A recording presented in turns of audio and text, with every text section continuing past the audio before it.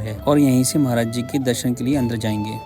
श्रद्धालु अपनी मनोकामना पूर्ण करने के बाद यहाँ घंटियां लगाकर जाते हैं। हर लगभग 12 किलोमीटर की दूरी पर है यह आश्रम बाबा नीम करोली। जय बाबा नीम करोली। मैं उत्तराखंड के नैनीताल रेलवे स्टेशन काठगोदाम पर पहुंच चुका हूं। तो यहाँ से मैं निकल के सीधे कैची धाम के लिए प्रस्थान करूंगा। काठगोदाम रेलवे स्टेशन से सीधे कैची धाम के लिए टैक्सी मिलती है, तो आप यहाँ से टैक्सी पकड़ सकते हैं और आप बाहर निकल के बस भी पकड़ सकते हैं और चलते हैं बाबा नीम करोली के आश्रम कैची धाम, जो की यहाँ से लगभग 18 किलोमीटर की दूरी पर है। तो आइए आपको नीम करोली बाबा की आश्रम कैची धाम ले चलते हैं।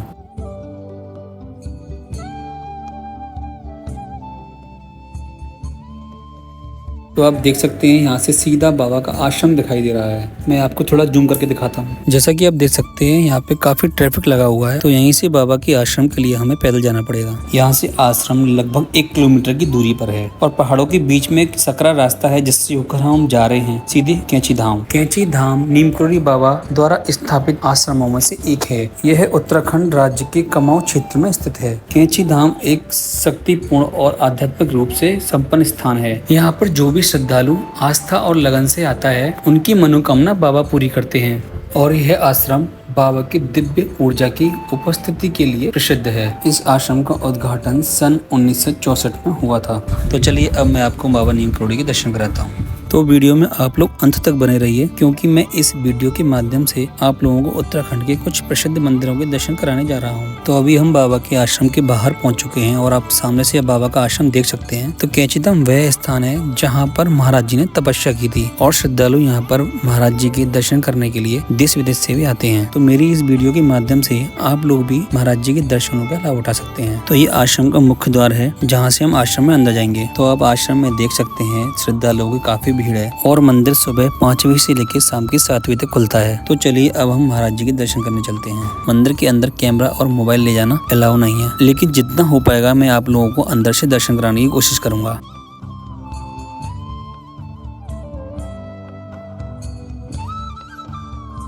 तो आप सामने ये गेट देख रहे हैं, यह मंदिर का दूसरा मुख्य द्वार है और यहीं से महाराज जी के दर्शन के लिए अंदर जाएंगे।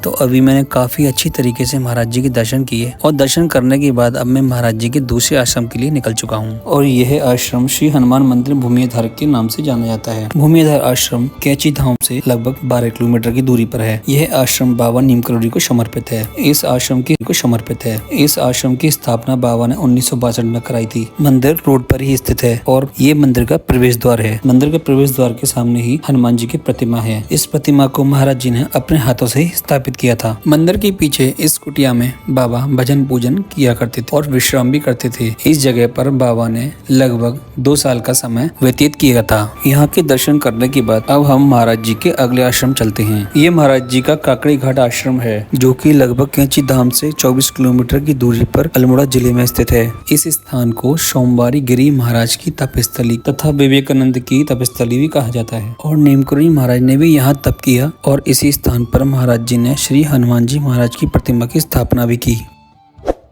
कैची धाम दर्शन करने के बाद अब हम अगले मंदिर की ओर प्रस्थान करते हैं। काकड़ी घाट के बाद अगला मंदिर श्री गोलू देवता जी का है, जो कि न्याय के देवता कहे जाते हैं। यह मंदिर अल्मोड़ा से 8 किलोमीटर दूर चितई में स्थित है। गोलू देवता अपने न्याय प्रिय स्वभाव एवं सभी की कामनाएं पूर्ण करने के कारण विश्व प्रसिद्ध हैं। तो चलिए अब हम गोलू देवता के दर्शन करते हैं।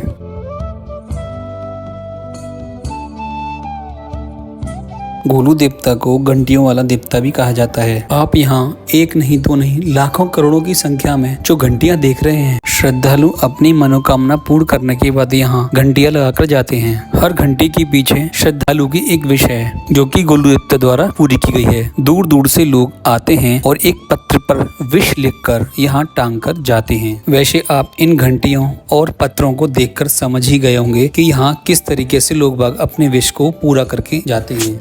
जहाँ पर निगाह जाती है वहीं आपको घंटियां ही घंटियां नजर आती हैं। ये दुनिया का एकमात्र ऐसा मंदिर है जो घंटियों वाला मंदिर भी कहा जाता है। इस मंदिर में लगी हर एक घंटी इच्छा पूरी की एक निशानी है। इस मंदिर की एक और खासियत है, आप यहाँ पर 2 तरीके से मनोकामना मांग सकते हैं। एक तरीका तो ये है कि आप अपनी समस्या या अपनी इच्छा चिट्ठी में लिखकर मंदिर में लगा दीजिए, और दूसरा तरीका मंदिर के अंदर गोलू देव के सामने अपनी मनोकामना की अर्जी लगा दीजिए। गोलजू देव दोनों तरीके से मनोकामना पूरी करते हैं। तो चलिए अब मैं भी अपनी मनोकामनाओं की अर्जी लगाता हूँ।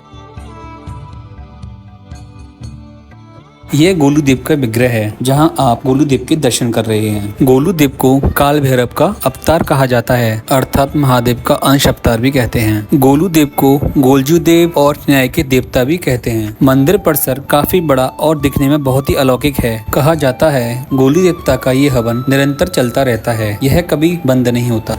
यहाँ भक्त दूर दूर से आके बाबा की धुनी को लेके जाते हैं। कुछ इस तरह से इस काली माँ के मंदिर के सामने मन्नत मांगते हैं और कलावा भी बनवाते हैं। कुछ इस तरह से इस मंदिर में आकर शांति की बहुत अनुभूति होती है। तो ये था विश्व प्रसिद्ध मंदिर घंटियों वाला, जिसे गोलू देवता का मंदिर कहा जाता है। मौका लगे तो आप इस मंदिर में जरूर आइएगा। अगर आप अगले वीडियो में जागेश्वर धाम के दर्शन करना चाहते हैं तो इस चैनल को लाइक, शेयर और सब्सक्राइब जरूर करें।